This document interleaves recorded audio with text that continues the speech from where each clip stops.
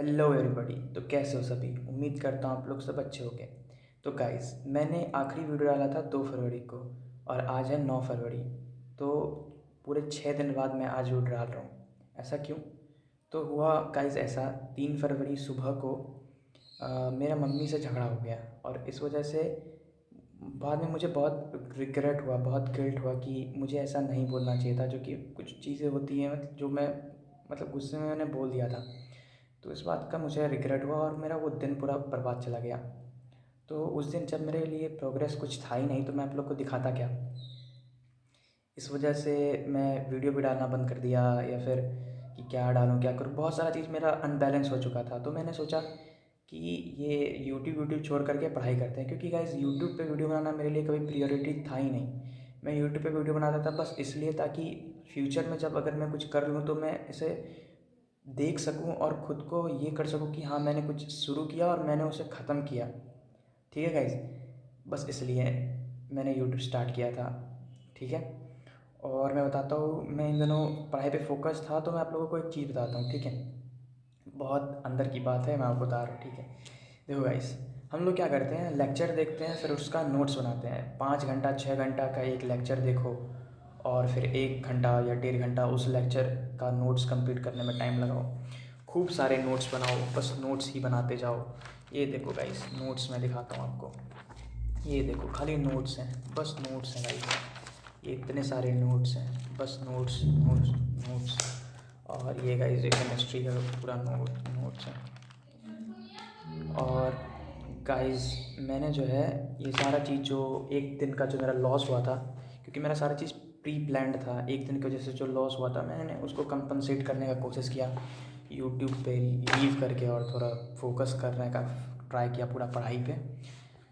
तो मैंने देखो कुछ प्रोग्रेस किया। ये देखो, EM वेव और रे ऑप्टिक्स बचा हुआ है। रे ऑप्टिक्स भी मेरा थोड़ा जो है, थोड़ा ही बचा हुआ है, 10% बचा हुआ है रे ऑप्टिक्स। मैं चाहूँ तो टिक कर सकता हूँ, but I can't lie to myself, okay? And I can't lie to you guys, okay? जो भी ये चीज़ देख रहे होगे या फिर कभी देखोगे फ्यूचर में, ठीक है? अभी तो कोई नहीं देख रहा। सो गाइज, मैंने एक नया चीज़ सोचा कि अब जितना नोट्स बनाना था मैंने बना दिया, ठीक है? अब मान लो कि कोई आप चैप्टर निकाला है, कोई भी करंट इलेक्ट्रिसिटी ले लो या कोई भी चैप्टर ले लो, ठीक है? तो इसमें जितना सारा फार्मूला है उसी से आपको सारा चीज़ रिवाइज़ करना है, ठीक है? यानी कि उसी से आपको कॉन्सेप्ट का पता चल जाना चाहिए। जैसे कि करंट डेंसिटी है तो करंट डेंसिटी क्या होता है, इसका फार्मूला क्या है, फिर drift velocity of Ohm's law, फिर बहुत सारा चीज़ें है। ये हो गया आपका माइक्रोस्कोपिक ओम्स लॉ, NEAVDE, ठीक है? वो जो इंटीग्रेट करके लाते हैं, वो सारा चीज़ आपका दिमाग में चलना चाहिए।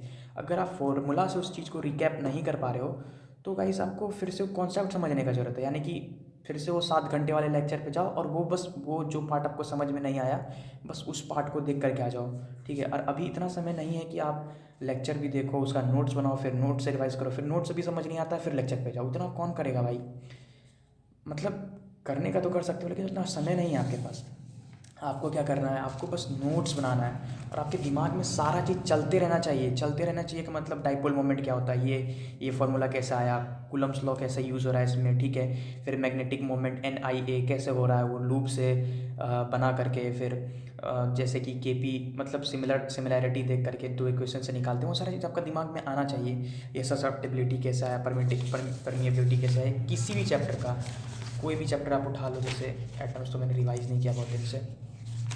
और कौन सा चैप्टर है, मान लो ये magnetic effect of electric current है, ठीक है? इस चैप्टर का भी बहुत सारा डेरिवेशन है, वो आपको देख करके समझ आना चाहिए कि वो आया कैसे। अगर नहीं आ रहा है तो वैसे आपका कॉन्सेप्ट क्लियर नहीं है, ठीक है? तो आपको कॉन्सेप्ट क्लियर करने पर ध्यान देना है। और कुछ चीज़ ऐसे चीज़ होते हैं जिसको रटना पड़ता है, ठीक है? तो उसको भाई शर्माओ मत, ये मत सोचो कि मेरे पास दिमाग कम है, ऐसा नहीं है, ठीक है? कोई दिक्कत नहीं है, अगर आप रट रहे हो तो कोई दिक्कत नहीं है, हर कोई रटता है, ठीक है? और इसमें कोई बुराई भी नहीं है गाइस। हर चीज़ आप समझ पाना, याद रख पाना बहुत मुश्किल होता है। और कुछ चीज़ खुद टीचर ही बोलते हैं इसको बस याद रख लो, क्योंकि अब अगर आप उस चीज़ को समझने के लिए गए तो फिर आपका जीवन बीत जाएगा गाइस। ये फिज़िक्स और केमिस्ट्री, ये साइंस बहुत डीप सब्जेक्ट्स हैं। होप करता हूँ आप लोग अंडरस्टैंड कर रहे होगे।